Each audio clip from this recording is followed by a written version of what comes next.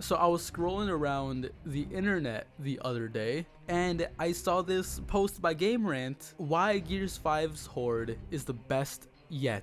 And at first I thought to myself, oh that's right, Gears 5 has a Horde mode. Secondly, I thought, okay, let's see what's in this article. Let me see if I agree with any of it. I read it. I don't agree with any of it. All these points are pretty bad, and I think that Gears 5's Horde mode is the worst in the series. I've asked people to play Gears 5 Horde mode and have been sent messages of disgust. Why do people even feel this way? I took it upon myself to get into the nitty-gritty and spend too much time on it just to answer the question, what ruined Gears of War 5's Horde mode?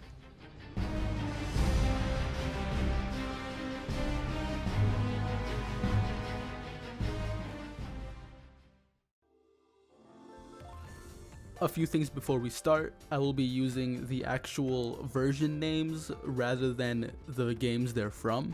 So Gears of War 3 will be Horde 2.0, Gears of War 4 will be Horde 3.0, and so on. Also, just to give us something to stand on when it comes to discerning a good Horde mode from a bad Horde mode, we will be using this acronym, which obviously stands for location, enemies, guns, and strength. And with that out of the way, let's get into the first issue. Yeah, okay, to be honest, I don't really have an issue with this one. Yeah,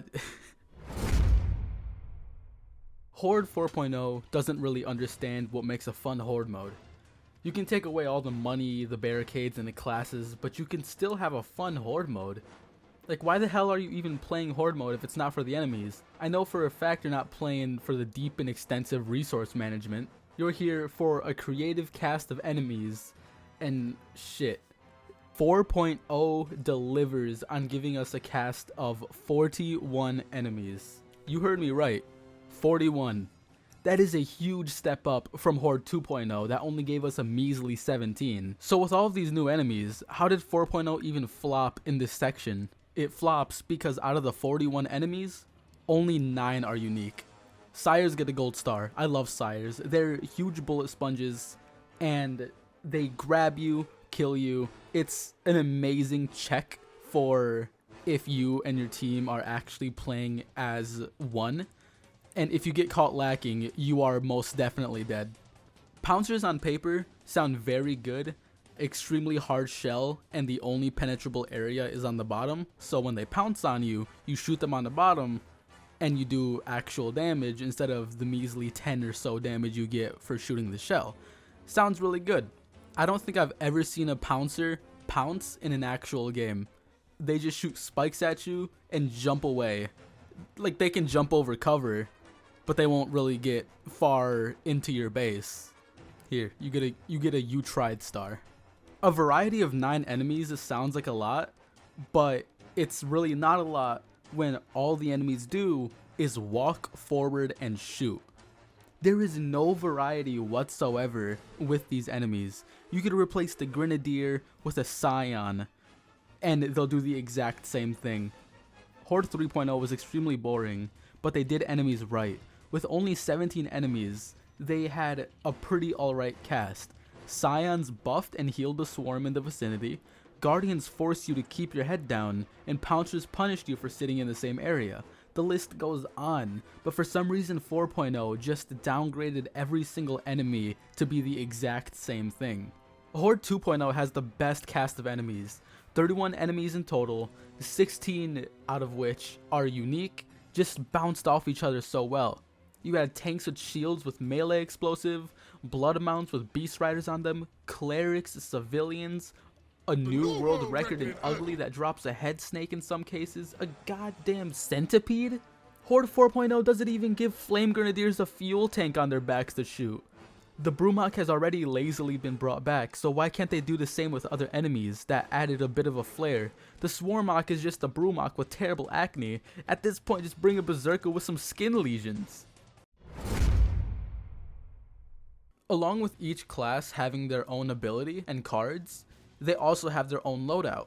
This necessarily isn't a bad thing since you do want some differentiation in your classes, but the fact that most of the guns suck is pretty annoying. Guns are supposed to be deadly. They're supposed to have a huge kick to them. Horde 4.0 has none of that.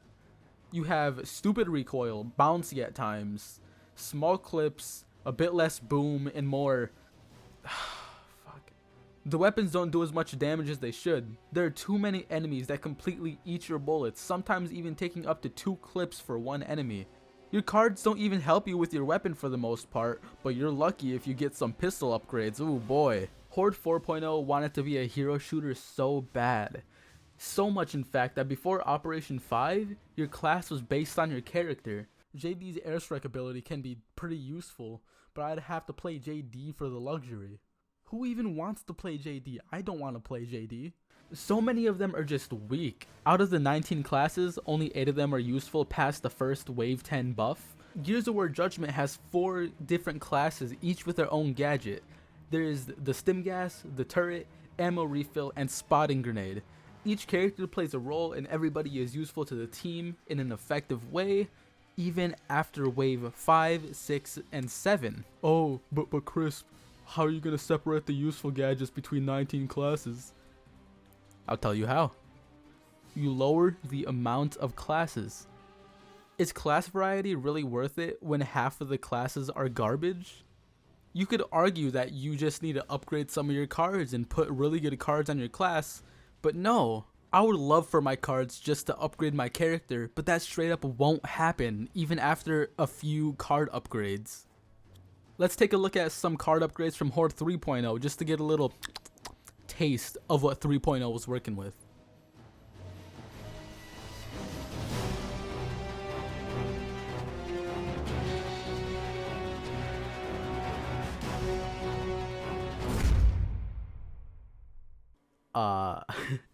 I forgot to record this part originally when I was recording audio, so I'm gonna do it now. It's currently 1:25 in the morning. I think I can do this. Alright, so bots, they really fucking add nothing to the game. They're just annoying teammates.